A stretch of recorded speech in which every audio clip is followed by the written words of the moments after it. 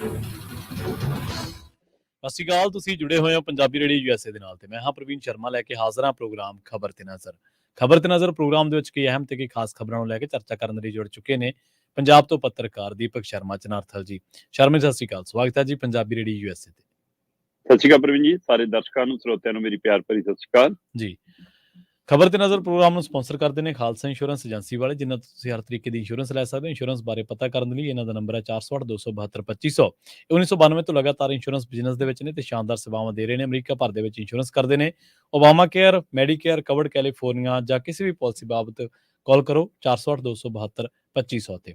ਟਰਕੀਅਨ immigration ਲਾ firm ਵਾਲੇ ਜੇ ਟਰਕੀਅਨ ਟੌਰਨੀ ਟਰਕੀਅਨ ਦੇ ਨਾਲ ਤੁਸੀਂ US ਇਮੀਗ੍ਰੇਸ਼ਨ ਬਾਬਤ ਕੋਈ ਵੀ ਸਲਾਹ ਕਰਨੀ ਹੈ, ਕੋਈ ਵੀ ਸਵਾਲ ਪੁੱਛਣਾ ਤੇ ਇਹਨਾਂ ਦਾ ਨੰਬਰ ਹੈ 415-909-0503। ਗੁਰਦੀਪ ਸਿੰਘ ਬਿਰਦੀ ਕਲੋਵੀ, ਸਤਨਾਮ ਸਿੰਘ ਸ਼ੇਰਗਿਲ ਸਲਮਾ, ਵਿਸਲਾ ਫੈਮਿਲੀ, ਕਾਬਲ ਸਿੰਘ ਫ੍ਰਿਜ਼ਨੋ, ਮਨਦੀਪ ਸਿੰਘ, ਸੰਦੀਪ ਕੌਰ ਸੈਨ ਹੋਜ਼ੇ, ਗੁਰਪਾਲ ਸਿੰਘ ਸੈਕਰਾਮੈਂਟੋ ਤੇ ਸਰਬਜੀਤ ਸਿੰਘ ਸ਼ੋਕਰ ਟਰਲਕ ਤੋਂ। ਇਹਨਾਂ ਸਾਰੇ ਹੀ ਸਪਾਂਸਰਸ ਦਾ ਬਹੁਤ ਬਹੁਤ ਧੰਨਵਾਦ। ਤੇ ਜੇਕਰ ਤੁਸੀਂ ਵੀ ਪੰਜਾਬੀ ਰੇਡੀਓ USA ਦੇ ਇਹਨਾਂ ਪ੍ਰੋਗਰਾਮਾਂ ਨੂੰ ਸਪਾਂਸਰ ਕਰਨਾ ਚਾਹੁੰਦੇ ਹੋ ਤਾਂ ਸਟੂਡੀਓ ਦਾ ਨੰਬਰ ਹੈ 408-272-5200।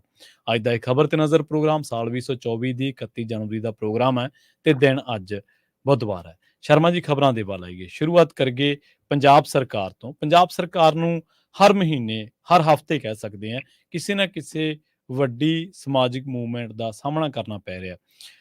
ਪੰਜਾਬ ਸਰਕਾਰ ਹੁਣ ਕਹਿੰਦੇ ਫਿਰ ਕੱਢ ਲਈ ਹੈ ਬੁਲਟ ਪ੍ਰੂਫ ਟਰੈਕਟਰ, ਜਿਹੜੇ ਖਾਸੀ ਚਰਚਾ ਦੇ ਵਿੱਚ ਨੇ। ਪ੍ਰਵੀਨ ਜੀ, ਇਹ 'ਚ ਕੋਈ ਦੋ ਰਾਏ ਨਹੀਂ ਕਿ 80 ਦੇ 90 ਦੇ ਦਹਾਕੇ ਦੇ ਵਿੱਚ ਬੁਲਟ ਪ੍ਰੂਫ ਟਰੈਕਟਰ ਖਾਸੇ ਚਰਚਾ 'ਚ ਵੀ ਰਹੇ ਸੀ ਤੇ ਉਸ ਤੋਂ ਬਾਅਦ ਉਹ ਵਿਵਾਦਾਂ ਵਿੱਚ ਵੀ ਰਹੇ। ਜੀ ਬਿਲਕੁਲ ਬਿਲਕੁਲ। ਚਾਹੇ ਉਹ ਖਾਕੀ ਸੀ ਤੇ ਚਾਹੇ ਬੁਲਟ ਪ੍ਰੂਫ ਟਰੈਕਟਰ ਸੀ। ਪੰਜਾਬ 'ਚ ਅਮਨ ਕਾਨੂੰਨ ਦੇ ਨਾਂ ਦੇ ਉੱਤੇ, ਆਪਣੀਆਂ ਫੀਤੀਆਂ ਲਵਾਉਣ ਦੇ ਨਾਂ ਦੇ ਉੱਤੇ ਜਿਹੜਾ ਮਤਲਬ ਕਿ ਝੂਠਾ ਪੁਲਿਸ ਮੁਕਾਬਲਾ ਉਹ ਵੀ ਦਰਜ ਕਰਕੇ ਜੋ ਕੁਝ ਹੋਇਆ ਉਹ ਆਪਾਂ ਸਾਰੇ ਜਾਣਦੇ ਹਾਂ। ਉਹ ਰਿਕਾਰਡ ਅੱਜ ਵੀ ਬੋਲਦਾ। ਪਰ ਲੰਮੇ ਸਮੇਂ ਤੋਂ ਇਹ ਟਰੈਕਟਰ ਸੁੱਤੇ ਪਏ ਸੀ, ਪਰ ਪਿਛਲੇ ਦਿਨੀ ਪੰਜਾਬ 'ਚ ਇੱਕ ਘਟਨਾਕ੍ਰਮ ਵਾਪਰਿਆ ਤੇ ਉਸ ਮਾਮਲੇ 'ਚ ਇੱਕ ਬੁਲਟ ਪ੍ਰੂਫ ਟਰੈਕਟਰ ਖਾਸਾ ਚਰਚਾ 'ਚ ਆ ਗਿਆ ਜੀ। ਪਰ ਅੱਜ ਅਸੀਂ ਜਿਹੜੀ ਗੱਲ ਕਰ ਰਹੇ ਹਾਂ, ਅੱਜ ਅਸੀਂ ਗੱਲ ਕਰ ਰਹੇ ਹਾਂ ਇੱਕ ਬੁਲਟ ਪ੍ਰੂਫ ਟਰੈਕਟਰ ਦੀ ਨਹੀਂ, ਕਰੀਬ 50 ਬੁਲਟ ਪ੍ਰੂਫ ਟਰੈਕਟਰ ਪੰਜਾਬ ਸਰਕਾਰ ਨੇ ਤਿਆਰ ਕਰਾਏ ਆ। 50 ਜੀ। ਦੇ ਵਿੱਚ ਹੁਣ 50 bullet proof tractor, 400 bullet proof check ਪੋਸਟਾਂ, 500 ਤੋਂ ਵੱਧ ਵੱਡੇ ਅਧਿਕਾਰੀਆਂ ਦੀ ਬੁਲਟ ਪ੍ਰੂਫ ਜੈਕਟਾਂ, ਇਹਦੀ ਤਿਆਰੀ ਹੈ ਜੀ। ਹੁਣ ਹਵਾਲਾ ਹੈ ਪੰਜਾਬ ਦੇ ਵਿੱਚ ਗੈਂਗਸਟਰਵਾਦ ਦਾ, ਹਵਾਲਾ ਹੈ ਪੰਜਾਬ ਵਿੱਚ ਨਸ਼ੇ ਤਸਕਰੀ ਵਾਲਿਆਂ ਦੇ ਕੋਲ ਹਥਿਆਰਾਂ ਦਾ, ਹਵਾਲਾ ਹੈ ਕਿ ਪੰਜਾਬ ਦੇ ਵਿੱਚ ਲੁੱਟਾਂ ਖੋਹਾਂ, ਚੋਰੀ ਡਕੈਤੀ ਵਾਰਦਾਤਾਂ ਵੱਧ ਰਹੀਆਂ, ਉਹਦੇ ਲਈ ਇਹ ਸਾਰੇ ਪ੍ਰਬੰਧ ਕੀਤੇ ਜਾ ਰਹੇ। ਇਹ ਸਾਰੇ ਪ੍ਰਬੰਧ ਜੇ ਉਹਦੇ ਲਈ ਕੀਤੇ ਜਾ ਰਹੇ, ਦਾ ਮਤਲਬ ਸਰਕਾਰਾਂ ਤੋਂ, ਪੁਲਿਸ ਤੋਂ ਇਹ ਚੀਜ਼ਾਂ ਹੁਣ ਕੰਟਰੋਲ ਨਹੀਂ ਹੋ ਰਹੀਆਂ, ਇਸ ਲਈ ਉਹ ਆਪਣਾ ਲੁਕਣ ਦਾ ਰਾਹ ਵੀ ਲੱਭ ਰਹੀਆਂ। ਇਹ ਤੋਂ ਮਤਲਬ ਤਾਂ ਇਹ ਸਪਸ਼ਟ ਹੈ। ਜੀ ਜੀ। ਇਹਦੇ ਵਿੱਚ ਕੋਈ ਦੋ ਰਾਏ ਨਹੀਂ ਪ੍ਰਵੀਨ ਜੀ। ਪੰਜਾਬ ਇਸ ਮੌਕੇ ਨਸ਼ੇ ਦੀ ਗਿਰਫਤ 'ਚ ਹੈ, ਖਾਸ ਕਰ ਚਿੱਟਾ ਜਿਸ ਕਦਰ ਪੰਜਾਬ ਨੂੰ ਨਿਕਲ ਰਿਹਾ, ਪਿੰਡਾਂ 'ਚ ਜਿਸ ਕਦਰ, ਸ਼ਹਿਰਾਂ 'ਚ, ਘਰਾਂ 'ਚ ਜਿਸ ਕਦਰ ਪੱਥਰ ਵਿਛ ਰਹੇ ਨੇ, ਪੰਜਾਬ ਤੇ ਪੰਜਾਬ ਦੇ ਲੋਕ ਉਹ ਤੋਂ ਮੁਕਤੀ ਚਾਹੁੰਦੇ ਨੇ। ਜੀ ਬਿਲਕੁਲ। ਤੇ ਪੰਜਾਬ ਦੇ ਲੋਕ ਗੈਂਗਸਟਰਵਾਦ ਨੂੰ ਲੈ ਕੇ ਵੀ ਫਿਕਰਮੰਦ ਨੇ। ਜਿਹੋ ਜਿਹੀਆਂ ਮਤਲਬ ਉਸ ਆੜ ਦੇ ਵਿੱਚ, ਉਹਨਾਂ ਬੰਦਿਆਂ ਦੇ ਨਾਮਾਂ ਦੀ ਆੜ ਦੇ ਵਿੱਚ ਸ਼ਹਿਰਾਂ ਕਸਬਿਆਂ ਛੋਟੀ ਦੁਕਾਨਦਾਰ, ਕੱਪੜੇ ਲੀੜੇ ਕਰਿਆਨੇ ਵਾਲੇ, ਕਿਸੇ ਆੜਤੀਏ, ਉਹਨਾਂ ਤੋਂ ਵੀ ਮਤਲਬ ਪੈਸਿਆਂ ਦੀ ਵਸੂਲੀ ਸ਼ੁਰੂ ਹੋ ਗਈ ਹੈ। ਬੜੇ ਤਾਂ ਬੜੇ ਹੈਗੇ ਅਦਾਕਾਰ, ਫਿਲਮਕਾਰ, ਸਿਆਸਤਦਾਨ, ਬੜੇ ਕਾਰੋਬਾਰੀ, ਉਹਨਾਂ ਤੋਂ ਤਾਂ ਵਸੂਲੀਆਂ ਹੁੰਦੀਆਂ ਤੇ ਉਹ ਚੁੱਪ ਚੁੱਪ ਦੇਈ ਵੀ ਜਾਂਦੇ ਆ। ਸੋ ਇਹ ਸਾਰੀ ਸਥਿਤੀ ਨੂੰ ਨਿਪਟਣ ਦਾ ਹਵਾਲਾ ਦੇ ਕੇ ਪੰਜਾਬ ਸਰਕਾਰ ਕਹਿੰਦੀ ਜੀ ਅਸੀਂ ਹੁਣ ਇਹ ਸਾਰਾ ਕੁਝ ਢਾਂਚਾ ਤਿਆਰ ਕਰ ਰਹੇ ਹਾਂ ਤਾਂ ਕਿ ਜਿਹੜੇ ਗੈਂਗਸਟਰ ਨੇ ਜਾਂ ਨਸ਼ਾ ਤਸਕਰ ਵਾਲੇ ਨੇ, ਜਦੋਂ ਪੁਲਿਸ ਉਹਨਾਂ ਨੂੰ ਫੜਨ ਜਾਂਦੀ ਆ, ਕਹਿੰਦੇ ਜੀ ਉਹ ਖੇਤ ਖਲਿਆਣਾ 'ਚ, ਜੰਗਲਾਂ 'ਚ, ਬੀੜਾਂ 'ਚ, ਇਹਨਾਂ ਟੋਇਆਂ ਟਿੱਬਿਆਂ 'ਚ, ਪਹਾੜੀ ਖੇਤਰ 'ਚ, ਨੀਮ ਪਹਾੜੀ ਖੇਤਰ 'ਚ, ਇੱਧਰ ਕੰਢੀ ਖੇਤਰ 'ਚ ਜਾ ਕੇ ਲੁਕ ਛਿਪ ਜਾਂਦੇ ਨੇ। ਠੀਕ ਹੈ ਜੀ। ਤੇ ਉੱਥੇ ਜਾ ਕੇ ਜਦੋਂ ਕਹਿੰਦੇ ਪੁਲਿਸ ਵਾਲੇ ਪਹੁੰਚ ਕਰਦੇ ਤਾਂ ਕਈ ਥਾਂ ਇਹੀ ਹੁੰਦੇ ਜਿੱਥੇ ਗੱਡੀ ਜਦੋਂ ਪਹੀਆ ਬਾਹਰ ਨਹੀਂ ਜਾਂਦਾ, ਫਿਰ ਪੁਲਿਸ ਵਾਲਿਆਂ ਨੂੰ ਉਤਰ ਕੇ ਜਾਣਾ ਪੈਂਦਾ ਤੇ ਕਹਿੰਦੇ ਉਹਨਾਂ ਤੇ ਫਾਇਰਿੰਗ ਹੋ ਜਾਂਦੀ ਆ, ਕਈਆਂ ਦੀ ਜਾਨ ਜਾਂਦੀ ਆ ਤੇ ਕਈ ਜ਼ਖਮੀ ਹੋ ਜਾਂਦੇ। ਹੁਣ ਪੰਜਾਬ ਸਰਕਾਰ ਤੇ ਪੰਜਾਬ ਪੁਲਿਸ ਕਹਿੰਦੇ ਇਹ ਸਾਰੇ ਨਹੀਂ ਨਿਪਟਣ ਲਈ ਉਹਨਾਂ ਨੂੰ ਇਹਦਾ ਹੱਲ ਟਰੈਕਟਰ ਲੱਗਦਾ ਕਿ ਟਰੈਕਟਰ ਆ ਜਿਹੜਾ ਕਿਤੇ ਵੀ ਵੜ ਸਕਦਾ, ਉੱਚੇ ਨੀਵੇਂ ਥਾਂ ਤੇ ਵੀ ਚੜ ਜੂ, ਪਹਾੜੀ ਤੇ ਵੀ ਚੜ ਜੂ, ਟਿੱਬੇ 'ਚ ਵੀ ਉਤਰ ਜੂ, ਟੋਏ 'ਚ ਵੀ ਉਤਰ ਜੂ, ਜੰਗਲ 'ਚ ਵੀ ਵੜਨਾ ਪਿਆ ਵੜ ਲਾਂਗੇ, ਸਾਰੇ ਕਿਤੇ ਜਾ ਸਕਦਾ। ਪਰ ਜੇ ਉਹਦੇ ਪਰ ਵੀ ਐਂ ਬੈਠ ਕੇ ਤਾਂ ਗੋਲੀ ਤਾਂ ਉਹਦੇ ਪਰ ਵੀ ਵੱਜੂਗੀ। ਫਿਰ ਕਹਿੰਦੇ ਉਹਨੂੰ ਬੁਲਟ ਪ੍ਰੂਫ ਕਰ ਲਓ। ਠੀਕ ਹੈ ਜੀ। ਤੇ ਇਸ ਲਈ ਕਹਿੰਦੇ ਜੀ ਪੰਜਾਬ ਸਰਕਾਰ ਦੇ ਹੁਕਮਾਂ ਤੇ ਪੰਜਾਬ ਪੁਲਿਸ ਨੇ 50 ਬੁਲਟ ਪ੍ਰੂਫ ਟਰੈਕਟਰ ਤਿਆਰ ਕਰਾਏ ਨੇ। ਠੀਕ ਹੈ। ਇਹ 50 ਬੁਲਟ ਪ੍ਰੂਫ ਟਰੈਕਟਰਾਂ ਦੇ ਉੱਤੇ ਬਕਾਇਦਾ ਬੁਲਟ ਪ੍ਰੂਫ ਚਾਦਰ ਲੱਗੀ ਹੋਏਗੀ। ਮੂਰੇ ਤੇ ਪਿੱਛੇ ਦੋਵੇਂ ਪਾਸਿਓਂ ਸ਼ੀਸ਼ਾ ਲੱਗੇਗਾ ਬੁਲਟ ਪ੍ਰੂਫ। ਇਹਨਾਂ ਦੇ ਵਿੱਚੋਂ ਉਨੀਆਂ ਥਾਵਾਂ ਰੱਖੀਆਂ ਜਾਣਗੀਆਂ ਕਿ ਜਿਹਦੇ ਵਿੱਚੋਂ ਹਥਿਆਰਾਂ ਦੀਆਂ ਉਹਨਾਂ ਦੀਆਂ ਨਾਲੀਆਂ ਬਾਹਰ ਆ ਕੇ ਗੋਲੀਆਂ ਭਰਾ ਸਕਣ। ਤੇ ਉਹਦੇ ਲਈ ਅਚੇਚੇ ਤੌਰ ਤੇ ਕਹਿੰਦੇ ਕਿ 4 ਬੰਦਿਆਂ ਦਾ ਬੁਲਟ ਪ੍ਰੂਫ ਟਰੈਕਟਰ ਦੇ ਉੱਤੇ ਬੈਠਣ ਦਾ ਪ੍ਰਬੰਧ ਕੀਤਾ ਗਿਆ ਤਾਂ ਕਿ ਉਹਨਾਂ ਦੇ ਹਥਿਆਰ ਵੀ ਇੱਕ ਦੂਜੇ 'ਚ ਫਸਣ ਨਾ, ਇਹ ਨਾ ਹੋਵੇ। ਇਸ ਤਰੀਕੇ ਦੇ ਟਰੈਕਟਰ ਤਿਆਰ ਕਰਾਏ। ਠੀਕ ਹੈ। ਇਹ ਸਾਰੀ ਤਿਆਰੀ ਕਰਕੇ ਕਿ 3 ਤੋਂ 4 ਪੁਲਿਸ ਮੁਲਾਜ਼ਮ ਉਹਦੇ ਪਰ ਬੈਠ ਸਕਣ ਤੇ ਇਹ ਹਿੱਲਾ ਕੀਤਾ ਜੀ। ਕਹਿੰਦੇ ਇਸੇ ਤਰ੍ਹਾਂ 400 ਦੇ ਕਰੀਬ ਜਿਹੜੀਆਂ ਚੈੱਕ ਪੋਸਟਾਂ ਆਲਰੇਡੀ ਕੰਮ ਕਰ ਰਹੀਆਂ ਨੇ ਪੁਲਿਸ ਦੀਆਂ, ਉਹਨਾਂ ਚੈੱਕ ਪੋਸਟਾਂ ਨੂੰ ਹੁਣ ਬੁਲਟ ਪ੍ਰੂਫ ਚੈੱਕ ਪੋਸਟਾਂ 'ਚ ਬਦਲਣਾ। ਕਹਿੰਦੇ ਇਹ ਪੂਰਾ 80-90 ਵਾਲਾ ਦੌਰ ਜੇਕਰ ਦਿਖਣ ਲੱਗ ਜਾਵੇ ਪੰਜਾਬ 'ਚ ਤਾਂ ਹੁਣ ਹੈਰਾਨ ਹੋਣ ਦੀ ਲੋੜ ਨਹੀਂ। ਇਹਦਾ ਮਤਲਬ ਕੰਟਰੋਲ ਤੋਂ ਬਾਹਰ ਹੈ ਅਮਨ ਕਾਨੂੰਨ ਦੀ ਸਥਿਤੀ ਜਾਂ ਸਰਕਾਰ ਜ਼ਿਆਦਾ ਹੀ। ਸੋ ਇਹ ਪਹਿਲੂ ਹੈ। ਤੋ ਕਹਿੰਦੇ ਜੀ 400 ਜਿਹੜੀਆਂ ਚੈੱਕ ਪੋਸਟਾਂ ਬਣਨੀਆਂ ਪ੍ਰਵੀਨ ਜੀ, ਉੱਥੇ ਵੀ ਬਿਲਕੁਲ ਇਸੇ ਤਰ੍ਹਾਂ ਥੱਲੇ ਉਹਨੂੰ ਚਾਰੇ ਪਾਸਿਓਂ ਬੁਲਟ ਪ੍ਰੂਫ ਚਾਦਰ ਨਾਲ ਢੱਕਿਆ ਜਾਣਾ, ਉੱਪਰ ਉਹਦੇ ਚਾਰੇ ਪਾਸੇ ਸ਼ੀਸ਼ਾ ਲੱਗਣਾ ਬੁਲਟ ਪ੍ਰੂਫ। ਉਹਦੇ ਵਿੱਚੋਂ ਅੰਦਰੋਂ ਪੁਲਿਸ ਅਧਿਕਾਰੀ 1 ਜਾਂ 2 ਖੜ ਕੇ ਜੇਕਰ ਗੋਲੀ ਚਲਾਉਣੀ ਪਵੇ ਤਾਂ ਗੋਲੀ ਚਲਾਉਣ ਲਈ ਉਹਦੇ ਲਈ ਮਤਲਬ ਉਨੀਆਂ ਮੋਹਰੀਆਂ ਜ਼ਰੂਰ ਰੱਖੀਆਂ ਜਾਣਗੀਆਂ ਜੀ। ਸੋ ਇਹ ਹਵਾਲੇ ਨਾਲ ਉਹ 400 ਦੇ ਕਰੀਬ ਕਹਿੰਦੇ ਚੈੱਕ ਪੋਸਟਾਂ ਰੈਗੂਲਰ ਕੀਤਾ ਜਾਣਾ। ਤੀਸਰਾ ਕਹਿੰਦੇ ਜੀ ਬੁਲਟ ਪ੍ਰੂਫ ਜੈਕਟਾਂ 500 ਦੇ ਕਰੀਬ ਬਣਾਈਆਂ, ਜਿਵੇਂ ਡੀਜੀਪੀ ਨੇ, ਆਈਜੀ ਨੇ, ਐਸਐਸਪੀ ਨੇ, ਡੀਐਸਪੀ ਨੇ, ਜਾਂ ਵੱਖੋ-ਵੱਖ ਜਿਹੜੀਆਂ ਜਾਂਚ ਏਜੰਸੀਆਂ ਨੇ ਸਾਡੀਆਂ, ਸਿੱਟ ਬਣੀਆਂ ਨੇ, ਨਸ਼ਿਆਂ ਨਾਲ ਸੰਬੰਧਿਤ ਕਮੇਟੀਆਂ ਨੇ, ਉਹਨਾਂ ਸਾਰਿਆਂ ਦੇ ਜਿਹੜੇ ਪੁਲਿਸ ਅਧਿਕਾਰੀ ਮੁਖੀ ਨੇ, ਉਹਨਾਂ ਸਾਰਿਆਂ ਦੇ ਲਈ ਬੁਲਟ ਪ੍ਰੂਫ ਜੈਕਟਾਂ ਤਿਆਰ ਹੋ ਗਈਆਂ ਨੇ ਤੇ ਉਹਨਾਂ ਨੂੰ ਇਹ ਮਨਜ਼ੂਰੀ ਮਿਲ ਗਈ ਹੈ ਕਿ ਉਹ ਨਾਲ ਲੈ ਕੇ ਜਾਣਾ ਚਾਹਣ ਨਾਲ ਲੈ ਕੇ, ਤੇ ਨਹੀਂ ਤਾਂ ਪਾ ਕੇ ਰੱਖਣ। ਖਾਸ ਕਰ ਜਦੋਂ ਆਪਰੇਸ਼ਨ ਤੇ ਕਿਸੇ ਜਾਣ ਤਾਂ ਪਾ ਕੇ ਰੱਖਣ ਜੀ, ਜਾਂ ਜਿਨ੍ਹਾਂ ਨੂੰ ਖਤਰਾ ਹੈ, ਜਿਨ੍ਹਾਂ ਦੀਆਂ ਰਿਪੋਰਟਾਂ ਨੇ ਏਜੰਸੀਆਂ ਕੋਲ, ਉਹ ਪਾ ਕੇ ਰੱਖਣ। ਤੇ ਕੁਝ ਨਾਮ ਇਹੋ ਜਿਹਿਆਂ 'ਚ ਪੰਜਾਬ ਦੇ ਵੱਡੇ ਸਿਆਸਤਦਾਨਾਂ ਦੇ ਵੀ ਸਾਹਮਣੇ ਆ ਰਹੇ ਨੇ ਕਿ ਉਹਨਾਂ ਨੇ ਵੀ ਇੱਛਾ ਪ੍ਰਗਟਾਈ ਆ ਕਿ ਸਾਨੂੰ ਵੀ ਮਿਲਣੀ ਚਾਹੀਦੀ ਹੈ, ਕਿਉਂਕਿ ਰਿਪੋਰਟਾਂ ਕੁਝ ਨੂੰ ਕਹਿੰਦੀਆਂ ਕਿ ਤੁਹਾਡੀ ਜਾਨ ਨੂੰ ਖਤਰਾ ਹੈ। ਸੋ ਇੱਧਰ ਪੰਜਾਬ ਦੇ ਵਿੱਚ ਆਪ ਮਹਾਰੇ ਕਈ ਲੋਕਾਂ ਨੇ ਆਪਣੀਆਂ ਗੱਡੀਆਂ ਬੁਲਟ ਪ੍ਰੂਫ ਕਰਾਉਣੀਆਂ ਸ਼ੁਰੂ ਕਰ ਦਿੱਤੀਆਂ। ਮੋਹਾਲੀ, ਪੰਚਕੂਲਾ ਤੋਂ ਲੈ ਕੇ ਦਿੱਲੀ ਤੱਕ ਇਹ ਕਾਰੋਬਾਰ ਕਾਫੀ ਵੱਧ ਫੁੱਲ ਗਿਆ। ਸੋ ਇਹ ਸਾਰੇ ਦੇ ਵਿੱਚ ਜੀ ਇਹ ਅਹਿਮ ਪਹਿਲੂ ਹੈ ਕਿ ਕੀ ਪੰਜਾਬ ਸਰਕਾਰ ਨਸ਼ੇੜੀਆਂ ਨੂੰ, ਕੀ ਪੰਜਾਬ ਸਰਕਾਰ ਗੈਂਗਸਟਰਵਾਦ ਨੂੰ, ਕੀ ਪੰਜਾਬ ਸਰਕਾਰ ਤਸਕਰਾਂ ਨੂੰ, ਕੀ ਪੰਜਾਬ ਸਰਕਾਰ ਇਸ ਹਥਿਆਰਾਂ ਦੀ ਸਪਲਾਈ ਨੂੰ ਰੋਕਣ 'ਚ ਨਾਕਾਮਯਾਬ ਹੈ। ਉਹਦੇ ਲਈ ਇਹ ਸਾਰਾ ਪ੍ਰਬੰਧ ਹੈ। ਤੇ 9 ਜ਼ਿਲ੍ਹਿਆਂ ਦੇ ਵਿੱਚ ਕਹਿੰਦੇ ਪਹਿਲੇ ਪੜਾਅ 'ਚ 9 ਜ਼ਿਲ੍ਹੇ ਚੁਣੇ ਨੇ ਜਿੱਥੇ ਟਰੈਕਟਰ ਭੇਜਣੇ ਆ। ਉਹਨਾਂ 'ਚ ਰੋਪੜ ਜ਼ਿਲ੍ਹਾ ਵੀ ਆ, ਉਹ 'ਚ ਮੋਹਾਲੀ ਜ਼ਿਲ੍ਹਾ ਵੀ ਹੈ, ਉਹ 'ਚ ਪਟਿਆਲਾ ਜ਼ਿਲ੍ਹਾ ਵੀ ਹੈ, ਉਹ 'ਚ ਮੋਗਾ ਜ਼ਿਲ੍ਹਾ ਵੀ ਹੈ, ਉਹ 'ਚ ਫਿਰੋਜ਼ਪੁਰ ਵੀ ਹੈ, ਬਠਿੰਡਾ ਵੀ ਹੈ, ਗੁਰਦਾਸਪੁਰ ਤੇ ਜਲੰਧਰ, ਅੰਮ੍ਰਿਤਸਰ ਵੀ ਹੈ। ਤੇ ਉਸ ਤੋਂ ਬਾਅਦ ਕਹਿੰਦੇ ਲੋੜ ਹੋਈ ਜਿੱਥੇ ਕੰਡਿਆਲੀ ਤਾਰ ਹੈ ਸਾਡੀ, ਉਹਦੇ ਨੇੜੇ ਤੇੜੇ ਵੀ ਜਿੱਦੀਆਂ ਚੌਂਕੀਆਂ ਹੋਣਗੀਆਂ ਪੁਲਿਸ ਦੀਆਂ, ਉੱਥੇ ਵੀ ਟਰੈਕਟਰ ਪੱਕੇ ਖੜਾਏ ਜਾ ਸਕਦੇ, ਉੱਥੇ ਵੀ ਇਹਨਾਂ ਦੀ ਤੈਨਾਤੀ ਕੀਤੀ ਜਾ ਸਕਦੀ ਹੈ। ਠੀਕ ਹੈ। ਸੋ ਇਸ ਹਵਾਲੇ ਨਾਲ ਠੀਕ ਹੈ, ਤੁਸੀਂ ਕਹਿੰਦੇ ਹੋ ਜੀ ਕਿ ਜਿੱਥੇ ਜਾਂਦੇ ਆ ਉੱਥੇ ਫੜ ਨਹੀਂ ਹੁੰਦੇ ਜਾਂ ਬਾਹਰ ਹੋ ਜਾਂਦਾ, ਇਸ ਲਈ ਟਰੈਕਟਰ ਦੀ ਲੋੜ ਹੈ। ਜੇਲ੍ਹਾਂ 'ਚ ਤਾਂ ਕੈਦੀ ਤੁਹਾਡੇ ਕੋਲ ਨੇ, ਜੇਲ੍ਹਾਂ 'ਚ ਹਥਿਆਰ ਕਿੱਥੋਂ ਆ ਜਾਂਦੇ ਨੇ, ਜੇਲ੍ਹਾਂ 'ਚ ਨਸ਼ਾ ਕਿੱਥੋਂ ਆ ਜਾਂਦਾ, ਜੇਲ੍ਹਾਂ 'ਚ ਮੋਬਾਈਲ ਕਿੱਥੋਂ ਆ ਜਾਂਦਾ, ਤੇ ਉਹ ਕਿੱਡਾ ਬੜਾ ਪਹਿਲੂ ਖੜਾ ਹੈ। ਉੱਥੇ ਇੰਟਰਨੈਟ ਕਿਵੇਂ ਆ ਜਾਂਦਾ, ਉੱਥੇ ਸਾਰਾ ਕਤਲੋਗਾਰਤ, ਕੁੱਟ ਮਾਰ, ਪਾਰਟੀਆਂ, ਜਸ਼ਨ, ਇੰਟਰਵਿਊਆਂ, ਸਾਰਾ ਕੁਝ ਕਿਵੇਂ ਹੋ ਜਾਂਦਾ। ਸੋ ਇਸ ਲਈ ਪਹਿਲਾਂ ਇੱਛਾ ਸ਼ਕਤੀ ਤੇ ਫਿਰ ਡਿਊਟੀ ਤੇ ਇਮਾਨਦਾਰੀ, ਇਹ 2 ਚੀਜ਼ਾਂ ਨਾਲੇ ਮਸਲੇ ਹੱਲ ਹੋ ਸਕਦੇ ਨੇ। ਇਹ ਫਿਕਰ ਹੈ ਕਿ ਇੱਕ ਪਾਸੇ ਪੰਜਾਬ ਗੈਂਗਸਟਰਵਾਦ ਤੋਂ ਔਰ ਨਸ਼ੇ ਵਾਲੇ ਤਸਕਰਾਂ ਤੋਂ ਮੁਕਤੀ ਚਾਹੁੰਦਾ, ਦੂਏ ਪਾਸੇ ਪੰਜਾਬ ਨੂੰ ਇਹ ਸਾਰੀ ਤਿਆਰੀ ਤੋਂ ਇਹ ਫਿਕਰ ਹੈ ਕਿ ਕਿਤੇ ਉਹ 84 ਵਾਲਾ ਦੌਰ ਫਿਰ ਨਾ ਪਰਤਾਵੇ, ਕਿ ਖਾਕੀ ਰੰਗ ਵਟਾ ਜਾਵੇ ਤੇ ਫਿਰ ਫੀਤੀਆਂ ਲਵਾਉਣ ਦੇ ਲਈ ਕੁਝ ਪੰਜਾਬ ਨਾਲ ਧੱਕਾ ਹੋ ਜਾਵੇ। ਇਹ ਵੀ ਪਹਿਲੂ ਦਾ ਫਿਕਰ ਹੈਗਾ ਪੰਜਾਬ। ਜੀ ਬਿਲਕੁਲ। ਤੇ ਸ਼ਰਮਾ ਜੀ, ਆਪਾਂ ਅਗਲੀ ਖਬਰ ਦੇ ਵੱਲ ਵਧੀਏ ਤੇ ਕਹਿੰਦੇ ਹੁਣ ਘਰੇ ਬੈਠਿਆਂ ਹੋਵੇਗੀ ਰਜਿਸਟਰੀ। ਬਿਲਕੁਲ ਜੀ, ਜੇਕਰ ਮਾਨ ਸਾਹਿਬ ਦੀ ਗੱਲ ਮੰਨੋ ਤੇ ਜੇ ਇਹ ਗੱਲ ਦਿਲ ਨੂੰ ਲੱਗਦੀ ਹੈ ਕਿ ਜੋ ਸਰਕਾਰ ਐਲਾਨ ਕਰਦੀ ਹੈ ਹੂਬਹੂ ਉਵੇਂ ਹੁੰਦਾ, ਫਿਰ ਤਾਂ ਬਿਲਕੁਲ ਦਰੁਸਤ ਹੈ ਜੀ। ਜਾਂ ਇਹ ਵੀ ਤੁਸੀਂ ਕਹਿ ਸਕਦੇ ਹੋ ਕਿ ਸਰਕਾਰ ਦੀ ਇੱਛਾ ਸ਼ਕਤੀ ਤਾਂ ਹੁੰਦੀ ਹੈ ਕੁਝ ਨਾ ਕੁਝ ਕਰਨ ਦੀ। ਜਿਵੇਂ ਪੰਜਾਬ ਸਰਕਾਰ ਨੇ, ਮਾਨ ਸਰਕਾਰ ਨੇ ਫੈਸਲਾ ਲਿਆ ਸੀ ਕਿ 43 ਸੇਵਾਵਾਂ, ਨਾਗਰਿਕ 43 ਸੇਵਾਵਾਂ ਹੁਣ ਘਰੇ ਬੈਠਿਆਂ ਮਿਲਣਗੀਆਂ।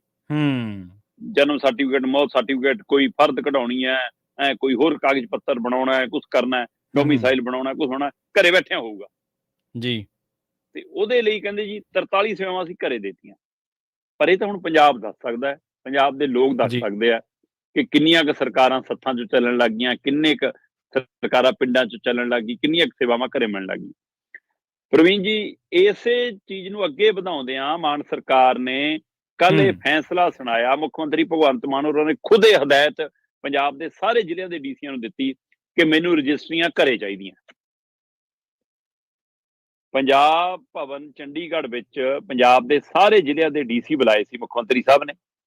ਉਹਨਾਂ ਸਾਰੇ ਡੀਸੀਆਂ ਨੂੰ ਬੁਲਾ ਕੇ ਬਕਾਇਦਾ ਤੌਰ ਤੇ ਉਹਨਾਂ ਨੇ ਹਦਾਇਤ ਕੀਤੀ ਜੀ ਕਿ ਭਾਈ ਹੁਣ ਰਜਿਸਟਰੀ ਘਰੇ ਹੋਣੀ ਚਾਹੀਦੀ ਹੈ। ਤੁਸੀਂ ਆਪਣੇ ਆਪਣੇ ਜ਼ਿਲ੍ਹੇ ਦੇ ਪਿੰਡਾਂ ਦੇ ਜ਼ੋਨ ਬਣਾਓ, 5 ਤੋਂ ਲੈ ਕੇ 10-10 ਪਿੰਡਾਂ ਦਾ ਇੱਕ ਜ਼ੋਨ ਬਣਾਓ। ਜੀ ਮਤਲਬ ਜੇ ਬੜੇ ਪਿੰਡ ਨੇ ਤਾਂ 5 ਬਣਾ ਲਓ, ਛੋਟੇ ਨੇ 7 ਬਣਾ ਲਓ, ਹੋਰ ਛੋਟੇ ਨੇ ਤਾਂ 10 ਬਣਾ ਲਓ।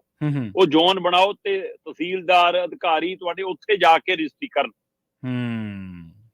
ਸੋ ਪਿੰਡਾਂ ਦੇ ਲੋਕਾਂ ਨੂੰ ਤਹਿਸੀਲਾਂ ਦੇ, ਕਚਹਿਰੀਆਂ ਦੇ, ਕੋਰਟਾਂ ਦੇ ਜਾਂ ਫਿਰ ਮਤਲਬ ਕਿ ਡੀਸੀ ਕੰਪਲੈਕਸ ਦੇ ਧੱਕੇ ਨਾ ਖਾਣੇ ਪੈਣ। ਤੁਸੀਂ ਪਿੰਡ ਜਾ ਕੇ ਰਜਿਸਟਰੀ ਕਰਨੀ ਹੈ। ਇਹ ਪਹਿਲੂ ਨਾਲ ਮਤਲਬ ਇਹ ਹੈ ਕਿ ਸਰਕਾਰ ਲੋਕਾਂ ਤੱਕ ਪਹੁੰਚ ਕਰ ਰਹੀ ਹੈ, ਪਿੰਡਾਂ ਤੱਕ ਪਹੁੰਚ ਰਹੀ ਹੈ, ਲੋਕਾਂ ਨੂੰ ਹੀ ਲੱਗੇ। ਪਰ ਜਿਹੜੇ ਡੀਸੀ, ਮਤਲਬ ਜਿਹੜੇ ਡੀਸੀ, ਸਾਰੇ ਡੀਸੀ ਨਹੀਂ, ਜਿਹੜੇ ਡੀਸੀ ਗਰਮੀਆਂ 'ਚ ਏਸੀ ਕਮਰੇ 'ਚੋਂ ਨਹੀਂ ਬਾਹਰ ਆ ਸਕਦੇ, ਸਰਦੀਆਂ 'ਚ ਹੀਟਰ ਤੋਂ ਬਿਨਾਂ ਨਹੀਂ ਰਹਿ ਸਕਦੇ, ਜਿਹੜੇ ਡੀਸੀ ਨੂੰ ਮੇਜ਼ ਤੇ ਲਿਸ਼ਕ ਦਾ ਕਾਲਾ ਸ਼ੀਸ਼ਾ ਚਾਹੀਦਾ ਹੈ, ਉਹਦੇ ਪਰ ਗਰਦ ਨਹੀਂ ਚਾਹੀਦੀ, ਤੇ ਉਹ ਡੀਸੀ ਨੂੰ ਕੁਰਸੀ ਦੇ ਪਿੱਛੇ ਚਿੱਟਾ ਤੋਲੀਆ ਟੰਗਿਆ ਹੋਣਾ ਚਾਹੀਦਾ ਤੇ ਕਾਜੂ ਬਦਾਮ ਤੇ ਕਾਫੀ ਵਾਲੇ ਕੱਪ ਤੇ ਸਾਰੀਆਂ ਪਲੇਟਾਂ ਮੇਜ਼ ਤੇ ਪਈਆਂ ਚਾਹੀਦੀਆਂ। ਉਹ ਇਹਨਾਂ ਸਹੂਲਤਾਂ ਨੂੰ ਛੱਡ ਕੇ ਪਿੰਡਾਂ 'ਚ ਜਾ ਕੇ ਮੰਜਿਆਂ ਤੇ ਬਹਿ ਕੇ, ਲੱਕੜ ਦੀ ਕੁਰਸੀ ਤੇ ਬਹਿ ਕੇ, ਥੜੇ ਤੇ ਬਹਿ ਕੇ, ਸੱਥ 'ਚ ਬਹਿ ਕੇ ਕੰਮ ਕਰ ਲੈਣਗੇ। ਬਿਲਕੁਲ ਸਵਾਲ ਇਹ ਹੈ ਜੀ, ਸਵਾਲ ਇਹਨਾਂ ਅਫਸਰਾਂ ਦੇ ਉੱਤੇ ਹੈ ਕਿ ਕੀ ਇਹ ਕਰ ਲੈਣਗੇ। ਮਾਨ ਸਾਹਿਬ ਨੇ ਤਾਂ ਕਹਿਤਾ ਇਹ ਹੋਊਗਾ। ਤੇ ਦੂਜਾ, ਜੇਕਰ ਇਹ ਹੁੰਦਾ ਹੈ ਠੀਕ ਹੈ ਜੀ ਲੋਕਾਂ ਨੂੰ ਚੰਗੀ ਸਹੂਲਤ ਮਿਲੂ, ਖੱਜਲ ਖੁਆਰੀ ਘਟੂ। ਪਰ ਇਹਦੇ ਨਾਲ ਇੱਕ ਪਾਸੇ ਜਾਗਦਾ ਹੈ ਕਿ ਸ਼ਾਇਦ ਰੁਜ਼ਗਾਰ ਵਧੂਗਾ। ਜੀ ਜੀ ਰਜਿਸਟਰੀਆਂ ਪਿੰਡਾਂ 'ਚ ਹੋਣਗੀਆਂ ਤਾਂ ਉਹਨੂੰ ਪਤਾ ਕਿ 5 ਪਿੰਡਾਂ ਦਾ ਇੱਥੇ ਜ਼ੋਨ ਬਣ ਗਿਆ। ਜਿਵੇਂ ਸਭ ਤਹਿਸੀਲਾਂ ਜਿਹੜੇ ਪਿੰਡਾਂ 'ਚ ਬਣੀਆਂ ਤਾਂ ਉੱਥੇ 2 ਟਾਈਪ ਵਾਲੇ ਵੀ ਬੈਠੇ, 1 ਫੋਟੋ ਸਟੇਟ ਵਾਲਾ ਵੀ ਬੈਠਿਆ, ਕੰਮ ਵੀ ਮਿਲਿਆ ਨਾ। ਉਸੇ ਤਰ੍ਹਾਂ ਫਿਰ ਜੇ ਜ਼ੋਨ ਬਣਨਗੇ ਤਾਂ ਉਹਨਾਂ ਪਿੰਡਾਂ 'ਚ ਫਿਰ ਪਤਾ ਹੈ ਕਿ ਹਫ਼ਤੇ 10 ਦਿਨਾਂ ਬਾਅਦ ਭਾਈ ਰਜਿਸਟਰੀ ਕਰਨ ਵਾਲੇ ਨੇ ਆਇਆ ਕਰਨਾ। ਉੱਥੇ ਮਾੜਾ ਮੋਟਾ ਟਾਈਪ ਕਰਨ ਵਾਲਾ ਬੰਦਾ, ਫੋਟੋ ਸਟੇਟ ਵਾਲਾ ਬੰਦਾ, ਕੋਈ ਨਕਸ਼ੇ ਨੁਕਸ਼ੇ ਵਾਲਾ ਬੰਦਾ, ਉਹਨਾਂ ਨੂੰ ਕੰਮ ਮਿਲਣਾ ਸ਼ੁਰੂ ਹੋ ਜਾਣਗੇ। ਜੀ ਬਿਲਕੁਲ ਬਿਲਕੁਲ। ਪਰ ਇਹ ਕੰਮ ਮਿਲੂ ਪੰਜਾਬ ਵਾਲਿਆਂ ਨੂੰ ਕਿ ਬਾਹਰ ਵਾਲਿਆਂ ਨੂੰ? ਆਪਣੇ ਕਰਨਗੇ ਜਾਂ ਨਹੀਂ? ਜੀ ਸਹੀ ਹੈ। ਇਹ ਵੀ ਪਹਿਲੂ। ਉਹਦੇ ਨਾਲੋਂ ਵੀ ਦੂਜਾ ਕਿ ਕਿਤੇ ਕਮਿਸ਼ਨ ਦਾ ਨਵਾਂ ਖੇਡ ਤਾਂ ਨਹੀਂ ਸ਼ੁਰੂ ਹੋ ਜਾਊਗਾ। ਮਾਨ ਸਾਹਿਬ, ਤੁਸੀਂ ਕਹਿੰਦੇ ਸੀ ਕਿ ਇੱਕ ਤਹਿਸੀਲਦਾਰ ਦਾ ਹਿਸਾਬ ਹੀ ਨਹੀਂ ਫੜ ਹੁੰਦਾ ਸੀ, ਅਸੀਂ ਘਰ ਤੱਕ ਜਾਂਚ ਕਰਾ ਲਈ, ਬਾਅਦ ਚੋਂ ਪਤਾ ਲੱਗਿਆ ਕਿ ਉਹ ਤਾਂ ਵਿੱਚੇ ਲਿਖਾ ਲੈਂਦਾ ਸੀ, ਨਾਲੇ ਵੀ ਉਹਦੇ ਪੱਕੇ ਸੀ, ਚਾਹ ਦੀਆਂ ਦੁਕਾਨਾਂ ਵਾਲੇ ਵੀ ਬਾਹਰ ਪੱਕੇ ਸੀ ਜਿੱਥੇ ਲੈਣ ਦੇਣ ਹੁੰਦਾ। ਪਤਾ ਲੱਗੇ ਕਿ ਉਹ ਪੱਕਾ ਹੀ ਆਪਣਾ ਅਮਲਾ ਫਲਾ ਨਾਲੇ ਬੱਸ 'ਚ ਲੱਦ ਕੇ ਲੈ ਕੇ ਜਾਂਦੇ ਨੇ। ਕਰਨ ਵਾਲਾ ਵੀ ਮੇਰਾ ਹੀ ਹੋਊਗਾ, ਚਾਹ ਵਾਲਾ ਵੀ ਮੇਰਾ ਹੀ ਹੋਊਗਾ, ਉੱਥੇ ਮਤਲਬ ਸਾਰਾ ਤਿਆਰ ਕਰਨ ਵਾਲੇ ਕਾਗਜ਼ ਪੱਤਰ ਵਾਲੇ ਮੇਰੇ ਹੋਊਗਾ, ਦੇਣ ਲੈਣ ਕਰਨ ਵਾਲੇ ਮੇਰੇ ਹੋਊਗਾ। ਕਿਤੇ ਇਹ ਨਾ ਹੋਵੇ ਕਿ ਕਮਿਸ਼ਨ ਦਾ ਖੇਡ ਵੱਧ ਜਾਵੇ ਨਵਾਂ, ਚੋਰ ਮੋਰੀਆਂ, ਨਵੀਆਂ ਰਿਸ਼ਵਤ ਦੀਆਂ ਦੁਕਾਨਾਂ ਪਿੰਡਾਂ 'ਚ ਖੁੱਲ ਜਾਣ। ਇਸ ਪਹਿਲੂ ਤੇ ਵੀ ਗੌਰ ਕਰਨ ਦੀ ਲੋੜ ਹੈ ਜੀ। ਸੋ ਪਹਿਲੇ ਪੜਾਅ 'ਚ ਮਾਨ ਸਰਕਾਰ ਦੀ, ਆਮ ਆਦਮੀ ਪਾਰਟੀ ਦੀ ਸਰਕਾਰ ਦੀ, ਮੁੱਖ ਮੰਤਰੀ ਹੋਰਾਂ ਦੇ ਹੁਕਮਾਂ ਦੀ ਇਹ ਇੱਛਾ ਸ਼ਕਤੀ ਚੰਗੀ ਲੱਗਦੀ ਹੈ। ਉਹਨਾਂ ਦਾ ਇਹਦੇ ਪਿੱਛੇ ਸਿਰਫ ਤੇ ਸਿਰਫ ਲੁਕਮਾ ਏਜੰਡਾ ਇਹੀ ਹੈ ਕਿ ਜਿਹੜੇ ਹੁਣ 100 ਟਰੱਕ ਭੇਜਣੇ ਈਡੀ ਵਾਲੇ ਜਾਂ ਅਖਬਾਰਾਂ ਟੈਲੀਵਿਜ਼ਨਾਂ 'ਚ ਇਸ਼ਤਿਹਾਰ ਦੇਣੇ ਆ, ਉਹਨਾਂ 'ਚ ਹੁਣ ਇਹ ਵੀ ਇਸ਼ਤਿਹਾਰ ਲਿਖ ਦਈਏ ਕਿ ਲੈ ਭਾਈ ਰਜਿਸਟਰੀਆਂ ਵੀ ਘਰਾਂ 'ਚ ਹੋਣ ਲੱਗ ਗਈਆਂ ਹੁਣ ਤਾਂ। ਸੋ ਇਹ ਲਿਖਾ ਕੇ ਉਹਨਾਂ ਨੇ ਪ੍ਰਚਾਰ ਕਰਨਾ। ਕਿੰਨਾ ਕੁ ਕਾਮਯਾਬ ਹੁੰਦਾ ਨਹੀਂ ਹੁੰਦਾ ਇਹ ਬਾਅਦ ਦੀ ਗੱਲ ਹੈ। ਪਰ ਨਜ਼ਰਸਾਨੀ ਕਰਨ ਤੇ ਜਿਹੜੀ ਡੀਸੀਆਂ ਨੂੰ ਉਹਨਾਂ ਨੇ ਇਹ ਹਦਾਇਤ ਵੀ ਨਾਲ ਕੀਤੀ ਹੈ ਕਿ ਕੇਂਦਰੀ ਜਿਹੜੀਆਂ ਗ੍ਰਾਂਟਾਂ ਨੇ ਉਹ ਵਾਪਸ ਚਲੀ ਜਾਂਦੀਆਂ, ਸਮੇਂ ਸਿਰ ਖਰਚ ਲਿਆ ਕਰੋ, ਪੂਰੇ ਸਮੇਂ 'ਚ ਉਹਦੀ ਵਰਤੋਂ ਸਹੀ ਕਰ ਲਿਆ ਕਰੋ। ਪ੍ਰਵੀਨ ਜੀ, ਗ੍ਰਾਂਟ, ਜਿਹੜੀ ਵੀ ਗ੍ਰਾਂਟ ਅਲਾਟ ਹੁੰਦੀ ਆ ਉਹ ਕਿਸੇ ਕੰਮ ਦੇ ਹਵਾਲੇ ਨਾਲ ਅਲਾਟ ਹੁੰਦੀ ਹੈ। ਕੰਮ ਵੀ ਪੂਰੇ ਨਹੀਂ ਹੋਏ ਹੁੰਦੇ, ਉਹ ਕੰਮਾਂ ਨੂੰ ਲੋੜ ਵੀ ਹੁੰਦੀ ਹੈ ਪੈਸੇ ਦੀ, ਪਰ ਤਾਂ ਵੀ ਪੈਸੇ ਵਾਪਸ ਚਲੇ ਜਾਂਦੇ ਨੇ ਕਿਉਂਕਿ ਡੀਸੀਆਂ ਨੂੰ ਕੀ ਆ, ਉਹਨਾਂ ਨੂੰ ਕਹਿੰਦੇ ਸਾਡੇ ਪੱਤੇ ਪੂਰੇ ਨੇ, ਸਾਡੇ ਕਮਿਸ਼ਨ ਪੂਰੇ ਨੇ, ਸਾਡਾ ਹਿੱਸਾ ਪੱਤੀ ਪੂਰਾ ਹੈ, ਅਸੀਂ ਕਿਹੜਾ ਕੋਈ ਗ੍ਰਾਂਟ ਲੀਡਰ ਚਾਹੂਗਾ ਤਾਂ ਖਰਚ ਲਾਂਗੇ, ਨਹੀਂ ਚਾਹੂਗਾ ਤਾਂ ਨਾ। ਸੀ ਕੌਣ ਪਿੰਡਾਂ 'ਚ ਗੇੜੇ ਮਾਰਦਾ ਫਿਰੇ? ਜਿਹੜੇ ਸਵੇਰੇ ਦੂਇਆਂ ਤੋਂ ਫੀਤੇ ਬਣਾ ਕੇ ਆਉਂਦੇ ਨੇ, ਦੂਇਆਂ ਤੋਂ ਬੁਰਸ਼ ਬਣਾ ਕੇ ਆਉਂਦੇ ਨੇ ਆਪਣੇ ਬੂਟਾਂ ਤੇ, ਉਹ ਨਹੀਂ ਚਾਹੁੰਦੇ ਹੁੰਦੇ ਗਰਦ ਪੈ ਜਾਵੇ ਤੇ ਸਾਨੂੰ ਆਪਣੇ ਬੂਟ ਆਪ ਝਾੜਨੇ ਪੈ ਜਾਣ। ਇਸ ਲਈ ਇਸ ਪਹਿਲੂ ਤੇ ਵੀ ਹਦਾਇਤ ਕੀਤੀ ਹੈ ਮੁੱਖ ਮੰਤਰੀ ਸਾਹਿਬ ਨੇ ਕਿ ਭਾਈ ਡੀਸੀ ਆਪਣੇ ਆਪਣੇ ਜ਼ਿਲ੍ਹਿਆਂ ਦੇ ਵਿੱਚ ਕੇਂਦਰੀ ਗ੍ਰਾਂਟਾਂ ਪੂਰੀਆਂ ਸਮੇਂ ਸਿਰ ਔਰ ਸਹੀ ਥਾਵਾਂ ਤੇ ਵਰਤਣ। ਸੋ ਜੇ ਹਦਾਇਤਾਂ ਅਮਲੀ ਰੂਪ ਚ ਲਾਗੂ ਹੋ ਜਾਣ ਤਾਂ ਕਾਫੀ ਸੁਧਾਰ ਹੋ ਸਕਦਾ ਹੈ ਪੰਜਾਬ ਦਾ। ਤੇ ਨਹੀਂ ਤਾਂ ਇਹੋ ਜਿਹੇ ਹੁਕਮ ਪਹਿਲੀਆਂ ਸਰਕਾਰਾਂ ਨੂੰ ਵੀ ਖਾਸੇ ਦੇ ਕੇ ਦੇਖ ਲਏ ਤੇ ਹੁਣ ਵਾਲੀਆਂ ਵੀ ਦੇਈ ਜਾਂਦੀਆਂ ਨੇ। ਆਪਾਂ ਜਾਣਦੇ ਹੀ ਆ ਕਿ ਪੰਚਾਇਤ ਦਾ ਕਿਆ ਸਿਰ ਮੱਥੇ ਪਰਨਾਲਾ ਉੱਥੇ ਦਾ ਉੱਥੇ। ਬਿਲਕੁਲ ਜੀ, ਅਫਸਰਸ਼ਾਹੀ ਕੋਲੇ ਬਹੁਤ ਰਾਹ ਹੁੰਦੇ ਆ ਸ਼ਰਮਾ ਜੀ, ਇੱਕ ਕੰਮ ਨੂੰ ਲਟਕਾਉਣ ਦੇ, ਲਮਕਾਉਣ ਦੇ, ਉਹਦੇ ਤੋਂ ਆਨਾਕਾਨੀ ਕਰਨ ਦੇ। ਇੱਕ ਵਾਰੀ ਦੀ ਗੱਲ ਤੁਹਾਡੇ ਨਾਲ ਸਾਂਝੀ ਕਰਦਾ, ਜਿਹੜਾ ਤੁਸੀਂ ਕਿਹਾ ਸੀ ਨਾ ਰੂਮ ਦਾ ਟੈਂਪਰੇਚਰ ਇੰਨਾ, ਏਸੀ ਦਾ ਇੰਨਾ, ਪਿੱਛੇ ਚਿੱਟਾ ਤੌਲੀਆ, ਕੌਫੀ ਕੱਪ ਪਏ ਹੋਣ, ਇਹ ਬਿਲਕੁਲ ਗੱਲਾਂ ਜਾਇਜ਼ ਆ। ਧਰਨਾ ਲਾਇਆ ਮਜ਼ਦੂਰ ਜਥੇਬੰਦੀਆਂ ਨੇ ਸ੍ਰੀ ਮੁਕਤਸਰ ਸਾਹਿਬ ਦੇ ਵਿੱਚ, ਤੇ ਉਹ ਕਹਿੰਦੇ ਜੀ ਕਿ ਮਤਲਬ ਮੈਮੋਰੰਡਮ ਦੇਣਾ ਸੀ, ਕੁਛ ਮੰਗਾਂ ਸੀ ਉਹਨਾਂ ਦੀਆਂ। ਚਲੋ ਤਹਿਸੀਲਦਾਰ ਸਾਹਿਬ ਨਾਲ ਪਹੁੰਚ ਹੋਈ, ਡੀਸੀ ਤਾਂ ਬਹੁਤ ਦੂਰ ਦੀ ਗੱਲ ਆ, ਤਹਿਸੀਲਦਾਰ ਸਾਹਿਬ ਉੱਥੇ ਆਏ ਜਦੋਂ, ਤੇ ਉਹ ਕਹਿੰਦੇ ਐਂ ਪਤਾ ਕਰ ਬਾਹਰ ਟੈਂਪਰੇਚਰ ਕਿੰਨਾ। ਤਿੱਖੜ ਦੁਪਹਿਰ ਸੀ, ਮਈ ਜੂਨ, ਹਾਂਜੀ ਮਈ ਜੂਨ ਦੇ ਵਿੱਚ। ਉਹ ਕਹਿੰਦੇ 44-45 ਟੈਂਪਰੇਚਰ ਆ। ਤੇ ਉਹ ਕਹਿੰਦਾ ਹੁਣ ਨਹੀਂ, 2-2:30 ਵਜੇ ਨਹੀਂ, ਕਹਿੰਦਾ ਕੋਈ ਨਹੀਂ ਧਰਨਾ ਹੀ ਆ, 1.5 ਘੰਟਾ 2 ਘੰਟੇ ਹੋਰ ਲੱਗ ਜੂ, ਪਿਛਲੇ ਪੈਰ ਯਾਨੀ ਕਿ 4 ਵਜੇ ਜਾਣ ਵੇਲੇ ਮੈਮੋਰੰਡਮ ਲੈ ਲਾਂਗੇ। ਜਿਹੜੀ ਸੜਕ ਤੇ ਮਜ਼ਦੂਰ ਬੈਠਾ ਧੁੱਪੇ, ਤੇ ਉਹਦੇ ਲਈ ਟੈਂਪਰੇਚਰ ਨਹੀਂ ਗਾ। ਤੇ ਉਹ ਵਿਚਾਰਾ ਗਰੀਬ ਮਾਤੜ ਉੱਥੇ ਬੈਠਾ, ਧਰਨਾ ਲਾਈ ਬੈਠਾ ਆਪਦੀਆਂ ਮੰਗਾਂ ਨੂੰ ਲੈ ਕੇ, ਤੇ ਅਫਸਰ ਕੋਲੇ ਛੱਤ ਹੇਠੋਂ, ਪੱਖੇ ਹੇਠੋਂ, ਏਸੀ ਕੋਲ ਹੇਠੋਂ ਉੱਠ ਕੇ ਆਉਣ ਦੇ ਲਈ ਟਾਈਮ ਹੈ ਨਹੀਂ, ਤੇ ਤੁਸੀਂ ਕਿਹੜਾ ਸਰਕਾਰ ਅਸੀਂ ਪਿੰਡਾਂ 'ਚ ਚਲਾਉਣੀ। ਪ੍ਰਵੀਨ ਜੀ, ਜਿਨ੍ਹਾਂ ਦੇ ਟੈਕਸਾਂ 'ਚੋਂ ਤਨਖਾਹਾਂ ਲੈਂਦੇ, ਹਾਂਜੀ ਹਾਂਜੀ ਬਿਲਕੁਲ, ਜਿਨ੍ਹਾਂ ਦੇ ਟੈਕਸਾਂ ਨਾਲ ਉਹ ਏਸੀ ਚੱਲਦੇ ਨੇ, ਸਮਾਂ ਨਹੀਂ ਇਹਨਾਂ ਕੋਲ। ਜੀ, ਤੇ ਹੜ੍ਹਾਂ ਵਾਰੀ ਵੀ ਦੇਖਿਆ ਸ਼ਰਮਾ ਜੀ, ਜਦੋਂ ਹੜ੍ਹ ਆਉਂਦੇ ਆ, ਸੜਕ ਦੇ ਕਿਨਾਰੇ ਜੇ ਹੋ ਜਾਣਗੇ, ਗੱਡੀ ਲਾ ਕੇ, ਗੱਡੀ ਤੋਂ ਉਤਰ ਕੇ ਮਾੜਾ ਜਾ, ਕਿਉਂ ਉਹਨੇ ਨਾਲ ਕੀ ਹੋ ਗਿਆ ਕਿ ਪਾਣੀ ਪਿੱਛੇ ਮੁੜ ਕੇ ਇਹਨਾਂ ਨੂੰ ਦੇਖ ਕੇ ਇਹਨਾਂ 'ਚ ਕੋਈ ਦੇਵੀ ਸ਼ਕਤੀ, ਜਿਹੜਾ ਪਾਣੀ ਡੀਸੀ ਨੂੰ, ਐਸਐਸਪੀ ਨੂੰ ਜਾਂ ਹੋਰ ਦੇਖ ਕੇ ਉਤਰ ਜਾਂਦਾ। ਉਸ 3-3 ਫੁੱਟ ਪਾਣੀ 'ਚ ਲੋਕਾਂ ਦੇ ਡੰਗਰ ਵੱਜੇ ਹੁੰਦੇ ਆ ਵਿਚਾਰਿਆਂ ਦੇ।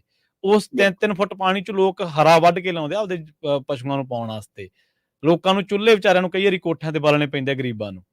ਉਹਨਾਂ ਦਾ ਕੌਣ ਹੈ? ਆਪਾਂ ਪਿੰਡਾਂ ਤੋਂ ਆਉਂਦੇ ਆ ਤੇ ਆਪਾਂ ਧਰਾਤਲ ਤੇ ਕੰਮ ਕੀਤਾ, ਤੇ ਉਹ ਧਰਾਤਲ ਨਾਲ ਜੁੜੇ ਆ, ਇਸ ਲਈ ਆਪਾਂ ਉਹ ਸਾਰੀ ਚੀਜ਼ਾਂ ਤੋਂ ਵਾਕਫ ਜਾਂ ਹੰਡਾਇਆ। ਧਰਾਤਲ ਤੇ ਰਹਿ ਕੇ ਆਏ ਆਪਾਂ, ਧਰਾਤਲ ਨਹੀਂ, ਮੈਂ ਤਾਂ ਹੁਣ ਵੀ ਉਸੇ 'ਚ ਰਹਿਣਾ। ਹਾਂਜੀ ਹਾਂਜੀ ਬਿਲਕੁਲ। ਇਸ ਲਈ ਪਰ ਇਹ ਲੋਕ ਇਹਨਾਂ ਚੀਜ਼ਾਂ ਤੋਂ ਬਹੁਤ ਦੂਰ ਹੋ ਜਾਂਦੇ ਨੇ, ਮੁਸਕਾਉਣ ਆ ਜਾਂਦੀ ਆ ਆਪਣੇ ਹੀ ਬੰਦਿਆਂ ਤੋਂ। ਜੀ, ਤਾਂ ਹੀ ਕਿਹਾ ਕਿ ਕੁਛ ਡੀਸੀ, ਸਾਰੇ ਡੀਸੀ ਨਹੀਂ, ਬਿਲਕੁਲ ਨਹੀਂ, ਵਿੱਚ ਅਫਸਰ ਹੈਗੇ ਨੇ ਚੰਗੇ ਨੇ ਵਿਚਾਰੇ, ਚੰਗੇ ਹੈਗੇ। ਕਈ ਅਫਸਰ ਮਦਦ ਕਰਦੇ ਨੇ ਨਿੱਜੀ ਤੌਰ ਤੇ, ਅਖਬਾਰਾਂ 'ਚ ਕਦੇ ਨਾਂ ਨਹੀਂ ਲਵਾਇਆ ਉਹਨਾਂ ਨੇ, ਜਾਂ ਕਦੇ ਸੋਸ਼ਲ ਮੀਡੀਆ ਤੇ ਚਰਚਾ ਤੱਕ ਨਹੀਂ ਕੀਤਾ, ਪਰ ਉਹਨਾਂ ਦੀ ਗਿਣਤੀ ਪੰਜਾਬ ਦੇ ਵਿੱਚ ਕਿੰਨੀ, ਬਹੁਤ ਘੱਟ, ਕੁਛ 100। ਜੀ, ਅਗਲੀ ਖਬਰ ਦੇ ਵੱਲ ਵਧੀਏ। ਕਹਿੰਦੇ ਪੇਟੀਐਮ ਪੇਮੈਂਟਸ ਬੈਂਕ ਜਿਹੜੇ ਨੇ 29 ਫਰਵਰੀ ਤੋਂ ਬਾਅਦ ਡਿਪੋਜ਼ਿਟ ਨਹੀਂ ਲੈ ਸਕਣਗੇ ਜੀ।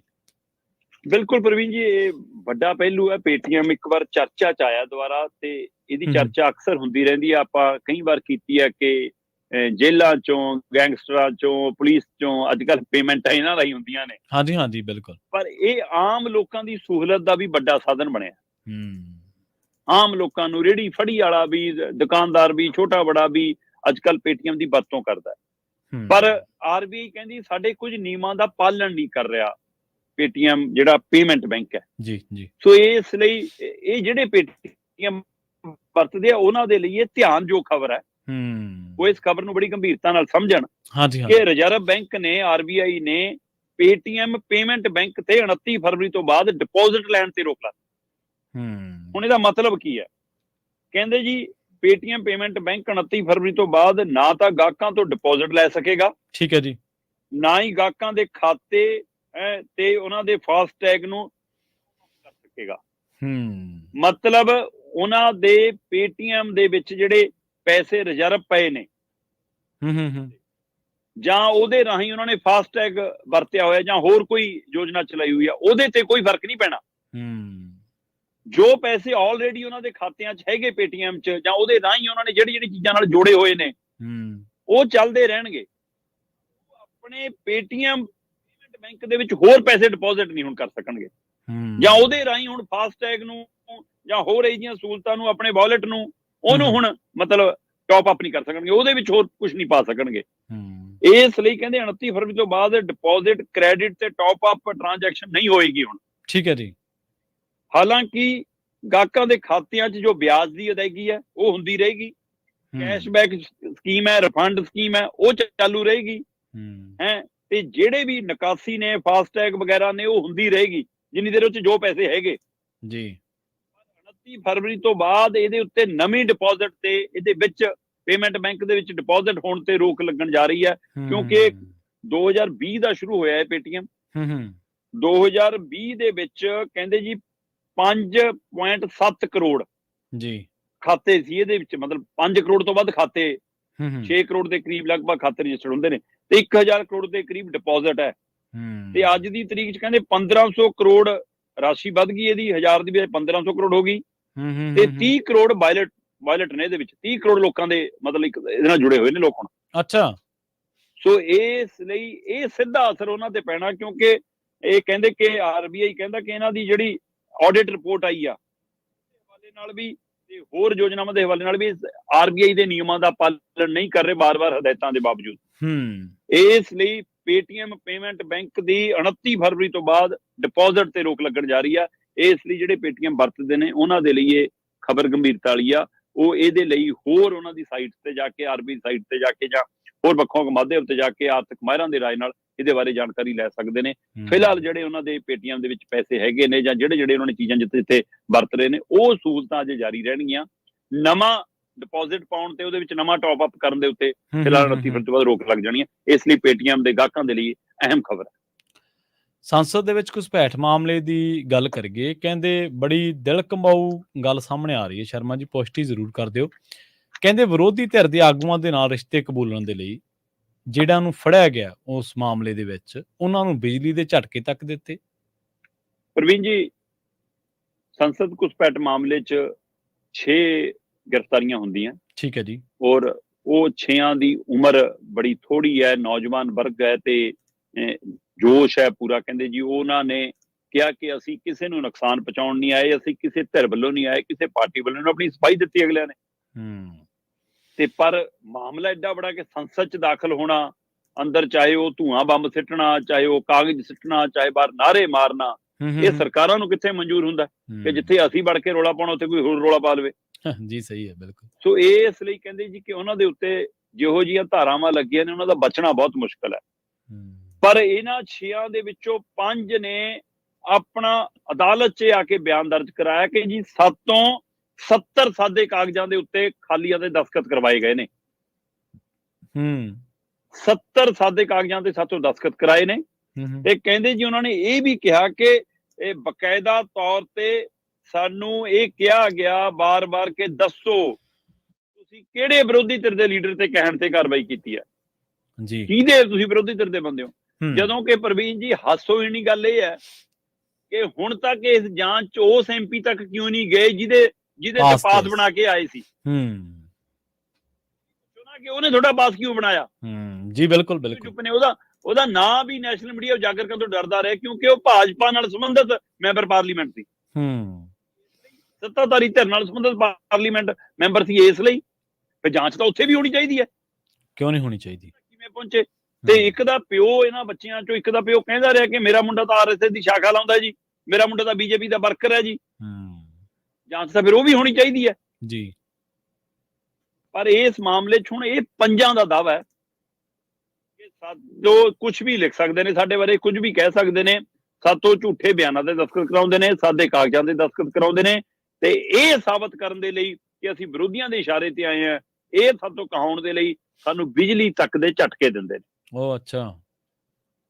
ਸੋ ਕਹਿੰਦੇ ਜੀ ਬਿਜਲੀ ਦੇ ਝਟਕੇ ਦੇ ਕੇ ਸਾਨੂੰ ਇਹ ਮਨਾਉਣ ਦੀ ਕੋਸ਼ਿਸ਼ ਕੀਤੀ ਜਾ ਰਹੀ ਹੈ ਕਿ ਸਾਡਾ ਇਹ ਬਿਆਨ ਦਰਜ ਕਰਵਾਇਆ ਜਾ ਸਕੇ ਕਿ ਹਾਂ ਜੀ ਅਸੀਂ ਫਲਾਣੀ ਵਿਰੋਧੀ ਧਿਰ ਦੇ, ਫਲਾਣੀ ਵਿਰੋਧੀ ਪਾਰਟੀ ਦੇ, ਫਲਾਣੇ ਵਿਰੋਧੀ ਲੀਡਰ ਦੇ ਕਹਿਣ ਤੇ ਕੰਮ ਕੀਤਾ। ਕਹਿੰਦੇ ਸਾਡੇ ਤੋਂ ਇਹ ਮਨਾਉਣ ਦੀ ਕੋਸ਼ਿਸ਼ ਹੋ ਰਹੀ ਹੈ, ਜਦੋਂ ਕਿ ਅਸੀਂ ਕਿਸੇ ਦੇ ਕਿਹਾ ਤੇ ਕਹਿੰਦੇ ਨਹੀਂ ਕੀਤਾ। ਸੋ ਅਸੀਂ ਸਿਰਫ ਰੁਜ਼ਗਾਰ ਦਾ ਮੁੱਦਾ, ਬੇਰੁਜ਼ਗਾਰੀ ਦਾ ਮੁੱਦਾ, ਅਮਨ ਕਾਨੂੰਨ ਦੀ ਸਥਿਤੀ, ਭਾਰਤ ਦੇ ਹਾਲਤ ਦਾ, ਉਹ ਮੁੱਦੇ ਕਹਿੰਦੇ ਧਿਆਨ 'ਚ ਲਿਆਉਣ ਲਈ ਅਸੀਂ ਤਾਂ ਇਹ ਕਾਰਵਾਈ ਕੀਤੀ ਸੀ। ਪਰ ਇਹ ਸਾਡੇ ਨਾਲ ਕਹਿੰਦੇ ਧੱਕਾ ਹੋ ਰਿਹਾ ਉਹਨਾਂ ਦਾ। ਹੁਣ ਇਹ ਮਾਮਲੇ 'ਚ ਅਦਾਲਤ ਕੀ ਗਾਂਹ ਵੱਧ ਕੇ ਕੋਈ ਜਾਂਚ ਕਰਾਏਗੀ ਜਾਂ ਨਹੀਂ ਕਰਾਏਗੀ, ਇਹ ਦੇਖਣ ਵਾਲੀ ਗੱਲ ਹੈ ਜੀ। ਤੇ ਸ਼ਰਮਾ ਜੀ ਜਾਂਦੇ ਆਂਦੇ ਇੱਕ ਹੋਰ ਖਬਰ ਤੇ ਝਾਤ ਜ਼ਰੂਰ ਮਾਰ ਜਿਓ। ਉਹ ਕਹਿੰਦੇ ਕਿ ਖਬਰ ਕਹਿ ਰਹੀ ਹੈ ਕਿ 11 ਸਾਲਾਂ ਦੇ ਇੱਕ ਜਵਾਕ ਨੇ ਕਿਹਾ ਕਿ ਮੈਨੂੰ ਆਪਦੇ ਮੰਮੀ ਪਾਪਾ ਤੋਂ ਤਲਾਕ ਚਾਹੀਦਾ। ਪ੍ਰਵੀਨ ਜੀ, ਤਲਾਕ ਵਾਲੇ ਮਾਮਲੇ ਹੁਣ ਨਿਤ ਦਿਨ ਵਧਣ ਲੱਗੇ ਨੇ ਜੀ। ਜਦੋਂ ਰਿਸ਼ਤਿਆਂ 'ਚ ਇਤਫਾਕ, ਜਦੋਂ ਰਿਸ਼ਤਿਆਂ ਦੇ ਵਿੱਚ ਭਰੋਸਾ ਖਤਮ ਹੋਣ ਲੱਗ ਜਾਂਦਾ ਹੈ, ਫਿਰ ਅਸੀਂ ਜਿਨ੍ਹਾਂ ਦੇ ਨੇੜੇ ਹੁੰਨੇ ਆ ਉਹਨਾਂ ਤੋਂ ਵੀ ਦੂਰ ਹੋ ਜਾਂਦੇ ਆ। ਤੇ ਪਤੀ ਪਤਨੀ ਦਾ ਰਿਸ਼ਤਾ ਸਭ ਤੋਂ ਵੱਡਾ ਭਰੋਸੇ ਤੇ ਟਿਕਿਆ ਹੁੰਦਾ ਹੈ। ਵਿਸ਼ਵਾਸ ਤੇ ਟਿਕਿਆ ਹੁੰਦਾ। ਹੂੰ ਤੇ ਇਹ ਇੱਕ ਸੱਚੀ ਘਟਨਾ ਹੈ ਦਿੱਲੀ ਦੇ ਕੁੜਕਡੁਮਾ ਅਦਾਲਤ ਦੀ। ਠੀਕ ਹੈ ਜੀ। ਦਿੱਲੀ ਦੇ ਕੜਕੜਡੂਮਾ। ਕੁੜਕਡੁਮਾ, ਹਾਂ ਹਾਂਜੀ, ਉਸ ਅਦਾਲਤ ਦੇ ਅੰਦਰ ਹੂੰ ਹੂੰ ਇੱਕ ਕੇਸ ਚੱਲ ਰਿਹਾ ਪਿਛਲੇ 9 ਸਾਲਾਂ ਤੋਂ। 9 ਸਾਲਾਂ ਤੋਂ। 9 ਸਾਲਾਂ ਤੋਂ ਪਤੀ ਪਤਨੀ ਅੱਡੋ ਅੱਡ ਰਹਿ ਰਹੇ ਨੇ ਤੇ ਇੱਕ ਦੂਜੇ ਦੇ ਉੱਤੇ ਕਈ ਤਰ੍ਹਾਂ ਦੇ ਕੇਸ ਕੀਤੇ ਨੇ, ਤੇ ਇਸ ਕੇਸ ਦੇ ਵਿੱਚ ਤਲਾਕ ਵਾਲਾ ਕੇਸ ਵੀ ਫਾਈਲ ਹੋ ਗਿਆ ਜੀ। ਤੇ ਤਲਾਕ ਵਾਲਾ ਕੇਸ ਜਦੋਂ ਦਰਕਨਾਰ ਲੱਗਣ ਦੇ ਪੜਾਅ ਤੇ ਆ ਗਿਆ ਕਿ ਉਹ ਤੋਂ ਬਾਅਦ ਜੱਜ ਸਾਹਿਬ ਨੇ ਲਿਖ ਕੇ ਦੇਣਾ ਸੀ ਕਿ ਠੀਕ ਹੈ 6 ਮਹੀਨੇ ਅੱਡ ਰਹਿ ਲਓ ਤੇ ਉਸ ਤੋਂ ਬਾਅਦ ਫਿਰ ਨਹੀਂ, ਤੁਹਾਡਾ ਤਲਾਕ। ਹੂੰ ਹੂੰ ਤੇ ਉਸ ਸੁਣਵਾਈ ਦੇ ਲਈ ਜਦੋਂ ਆਖਰੀ ਸੁਣਵਾਈ ਦੇ ਹਵਾਲੇ ਨਾਲ ਤੁਸੀਂ ਕਹਿ ਲਓ ਕਿ ਉਹ ਦੋਏ ਆਦਮੀ ਤੀਵੀਂ ਜਿਹੜੇ ਅੱਡੋ ਅੱਡ ਰਹਿੰਦੇ ਸੀ ਉਹ ਇਕੱਠੇ ਪਹੁੰਚੇ, ਤਾਂ ਜਿਹੜੀ ਔਰਤ ਸੀ ਉਹਦੇ ਨਾਲ ਉਹਦਾ 11 ਸਾਲਾਂ ਦਾ ਜਵਾਕ ਵੀ ਸੀ। ਠੀਕ ਹੈ ਜੀ। ਹੁਣ 9 ਸਾਲ ਤੋਂ ਅੱਡੋ ਅੱਡ ਰਹਿ ਰਹੇ ਨੇ, ਇਹਦਾ ਮਤਲਬ 2 ਸਾਲ ਦਾ ਹੋਊਗਾ ਜਵਾਕ ਜਦੋਂ ਅੱਡ ਹੋ ਗਏ ਹੋਣੇ, ਹਨਾ। ਤੇ ਉਹ 11 ਸਾਲਾਂ ਦਾ ਜਵਾਕ ਨਾਲ ਸੀ ਤੇ ਸੁਣਵਾਈ ਹੋਈ 2 ਵਾਰ, ਆਖਰੀ ਵਾਰ ਪੁੱਛ ਗਿੱਛ ਹੋਈ ਤੇ ਦੋਵਾਂ ਨੇ ਕਿਹਾ ਅੱਡ ਰਹਿਣਾ ਜੀ, ਅਸੀਂ ਨਹੀਂ ਨਾਲ ਰਹਿ ਸਕਦੇ, ਮੈਂ ਇਹਦੇ ਨਾਲ ਹੀ ਰਹਿ ਸਕਦੀ। ਉਹ ਕਹਿੰਦਾ ਮੈਂ ਇਹਦੇ ਨਾਲ ਹੀ ਰਹਿ ਸਕਦਾ, ਜੋ ਪਾਉਣੀ ਹੈ ਜੀ ਪਾ ਦੋ, ਜੋ ਲੈਣਾ ਦੇਣਾ ਕਰਨਾ ਲਿਖ ਲਓ। ਤੇ ਉਹ ਜਵਾਕ ਕਹਿੰਦੇ ਮਸੋਸਿਆ ਜਾਂ ਪਿੱਛੇ ਚੁੱਪ ਕਰਕੇ ਬੈਠਾ ਰਿਹਾ। ਤੇ ਜੱਜ ਸਾਹਿਬ ਨੇ ਕਹਿੰਦੇ ਉਹਨੂੰ ਪੁੱਛਿਆ ਕਿ ਭਈ ਤੇਰੇ ਮੰਮੀ ਪਾਪਾ ਤਾਂ ਹੁਣ ਤਲਾਕ ਹੋਣ ਲੱਗਿਆ ਕਿ ਤੂੰ ਕਿਹਦੇ ਨਾਲ ਰਹਿਣਾ, ਜਦੋਂ ਕਿ ਮਾਂ ਨਾਲੇ ਆਇਆ ਸੀ ਤਾਂ ਮਤਲਬ ਇੰਨੇ ਸਾਲ ਤੋਂ ਇਕੱਲਾ ਹੀ ਰਹਿ ਰਿਹਾ। ਪੁੱਛਿਆ ਕਿ ਕਿਹਦੇ ਨਾਲ ਰਹਿਣਾ, ਕਹਿੰਦੇ ਕਿ ਉਹ ਕਹਿੰਦਾ ਕਿ ਜੱਜ ਅੰਕਲ ਮੈਂ ਤਾਂ ਦੋਵਾਂ ਨਾਲ ਰਹਿਣਾ। ਅੱਛਾ ਜੀ। ਤੇ ਜੱਜ ਸਾਹਿਬ ਨੇ ਕਿਹਾ ਕਿ ਬੇਟੇ ਤਾਂ ਸੰਭਵ ਨਹੀਂ, ਤੇਰੇ ਮਾਪਿਓ ਤਾਂ ਮੰਨਦੇ ਨਹੀਂ ਇਕੱਠਿਆਂ ਰਹਿਣ ਨੂੰ, ਇਹਨਾਂ ਨੇ ਤਾਂ ਤਲਾਕ ਦਾ ਫੈਸਲਾ ਕਰ ਲਿਆ, ਹੁਣ ਤਾਂ ਤਲਾਕ ਹੋਊਗਾ, ਤੂੰ ਦੋਵਾਂ ਚੋਂ ਕਿਹਦੇ ਨਾਲ ਰਹਿਣਾ। ਤੇ ਕਹਿੰਦੇ ਜਦੋਂ ਇਹ ਪੁੱਛਿਆ ਤੇ ਉਹ ਬੱਚਾ ਸੁਬਕ ਪੇ ਰੋਣ ਲੱਗ ਪਿਆ ਜੀ। ਅੱਛਾ। ਤੇ ਜਦੋਂ ਰੋਣ ਲੱਗ ਪਿਆ ਤਾਂ ਉਹਦੇ ਦੋਏ ਮਾਂ ਪਿਓ ਨੇ ਜਾਂ ਵਕੀਲਾਂ ਨੇ ਉਹਨੂੰ ਚੁੱਪ ਕਰਾਉਣ ਦੀ ਕੋਸ਼ਿਸ਼ ਕੀਤੀ। ਕਹਿੰਦਾ ਉਹ ਦੋਵਾਂ ਨੂੰ ਛਟਕ ਕੇ, ਦੋਵਾਂ ਨੂੰ ਝਟਕਾ ਦੇ ਕੇ, ਦੋਵਾਂ ਦੇ ਹੱਥ ਪਰਾਂ ਮਾਰ ਕੇ ਉਹ ਉੱਠ ਕੇ ਜਾ ਕੇ ਜੱਜ ਨੂੰ ਜੱਫੀ ਪਾ ਕੇ ਰੋਣ ਲੱਗ ਪਿਆ। ਤੇ ਇੰਨੀ ਮਾਸੂਮੀਅਤ ਦੇਖ ਕੇ ਉਹ ਸਾਰੀ ਅਦਾਲਤ ਸੁੰਨ ਹੋ ਗਈ। ਤੇ ਜਦੋਂ ਜੱਜ ਨੇ ਉਹਨੂੰ ਸਿਰ ਪਲੋਸਦਿਆਂ ਚੁੱਪ ਕਰਾਉਂਦਿਆਂ ਕਿਹਾ ਕਿ ਪੁੱਤ ਏਦਾਂ ਨਹੀਂ ਹੋ ਸਕਦਾ, ਹੁਣ ਤਾਂ ਉਹ ਮੰਨਦੇ ਹੀ ਨਹੀਂ, ਅੱਡ ਰਹਿਣਾ ਪਊਗਾ। ਕਹਿੰਦਾ ਠੀਕ ਆ ਅੰਕਲ, ਫਿਰ ਐਂ ਕਰੋ, ਫਿਰ ਕਹਿੰਦਾ ਮੰਮੀ ਪਾਪਾ ਨੂੰ ਵੀ ਤਲਾਕ ਦੇ ਦਿਓ ਤੇ ਮੈਨੂੰ ਵੀ ਮੰਮੀ ਪਾਪਾ ਤੋਂ ਤਲਾਕ ਦੇ ਦਿਓ, ਮੈਂ ਨਹੀਂ ਇਹਨਾਂ ਨਾਲ ਰਹਿਣਾ, ਤੁਸੀਂ ਮੈਨੂੰ ਆਪਣੇ ਕੋਲ ਰੱਖ ਲਓ ਜੀ ਜੀ, ਤੇ ਮੈਂ ਨਹੀਂ ਇਹਨਾਂ ਨਾਲ ਰਹਿਣਾ। ਤੇ ਕਹਿੰਦੇ ਉਸ ਭਾਵੁਕ ਦੇ ਵਿੱਚ ਉਹਦੇ ਮਾਂ ਪਿਓ ਨੂੰ ਸਮਝ ਆਈ ਤੇ ਉਹ ਦੋਏ ਜਣੇ ਜੱਜ ਸਾਹਿਬ ਤੋਂ ਆਗਿਆ ਲੈ ਕੇ 20 ਮਿੰਟ ਲਈ ਅੱਡ ਬੈਠੇ ਤੇ ਆ ਕੇ ਉਹਨਾਂ ਨੇ ਕਿਹਾ ਕਿ ਜੱਜ ਸਾਹਿਬ ਸਾਥੋਂ ਗੁਨਾਹ ਹੋਇਆ, ਗਲਤੀ ਹੋਈ ਹੈ ਕਿ ਅਸੀਂ ਆਪਣੀ ਈਗੋ ਚ, ਆਪਣੀ ਜਿੱਦ ਚ ਇਸ ਬੱਚੇ ਦਾ ਬਚਪਨ ਮਾਰਤਾ, ਇਸ ਨੂੰ ਦੋਵਾਂ ਦੇ ਪਿਆਰ ਤੋਂ ਵਾਂਝੇ ਕੀਤਾ, ਅਸੀਂ ਇਕੱਠਿਆਂ ਰਹਿਣ ਲਈ ਤਿਆਰ। ਦੇਖ ਲਓ ਜੀ। ਤੇ ਫਿਰ ਉਹ ਮਾਂ ਪਿਓ ਦੇ ਵਿਚਾਲੇ ਦੋਵਾਂ ਦਾ ਹੱਥ ਫੜ ਕੇ ਅਦਾਲਤ ਚੋਂ ਘਰਾਂ ਨੂੰ ਚਲਾ ਗਿਆ ਜਵਾਕ। ਕੌਣ कहता है आसमान में छेद नहीं होता, है ना। एक पत्थर तो तबीयत से उछालो। ਬਿਲਕੁਲ ਸ਼ਰਮਾ ਜੀ। ਦੇਖੋ ਬਹੁਤ ਵਾਰ ਜਿਹੜੇ ਲੋਕਾਂ ਦਾ ਧਾਰਮਿਕ ਤੌਰ ਤੇ ਕੋਈ ਆਸਥਾ ਨਹੀਂ ਹੁੰਦੀ ਕਿਸੇ ਤਰ੍ਹਾਂ ਦੇ ਭਗਵਾਨ ਜਾਂ ਕਿਸੇ ਤਰ੍ਹਾਂ ਦੀ ਉਸ ਤਾਕਤ ਦੇ ਵਿੱਚ, ਉਹ ਕਹਿੰਦੇ ਨੇ ਕਿ ਚੀਜ਼ਾਂ ਹੈ ਨਹੀਂ, ਪਰ ਕਿਤੇ ਨਾ ਕਿਤੇ ਤੁਹਾਨੂੰ ਇਹ ਕਹਿਣਾ ਪੈਂਦਾ ਕਿ ਚਮਤਕਾਰ ਨੂੰ ਨਮਸਕਾਰ ਹੈ।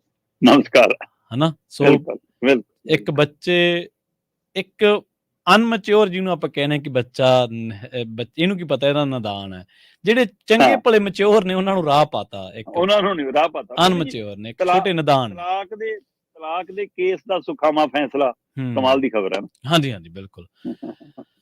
ਸ਼ਰਮਾ ਜੀ, ਬਹੁਤ ਬਹੁਤ ਧੰਨਵਾਦ ਤੁਹਾਡਾ ਇਹਨਾਂ ਖਾਸ ਖਬਰਾਂ ਦੇ ਖਾਸ ਜਾਣਕਾਰੀਆਂ ਦੇ ਲਈ। ਬਹੁਤ ਸ਼ੁਕਰੀਆ। ਪ੍ਰੋਗਰਾਮ ਖਬਰ ਤੇ ਨਜ਼ਰ ਨੂੰ ਆਪਾਂ ਇੱਥੇ ਹੀ ਸਮਾਪਤ ਕਰਾਂਗੇ। ਬਹੁਤ ਬਹੁਤ ਧੰਨਵਾਦ। ਸਤਿ ਸ੍ਰੀ ਅਕਾਲ। ਜੁੜੇ ਰਹੋ ਪੰਜਾਬੀ ਰੇਡੀਓ USA ਦੇ ਨਾਲ।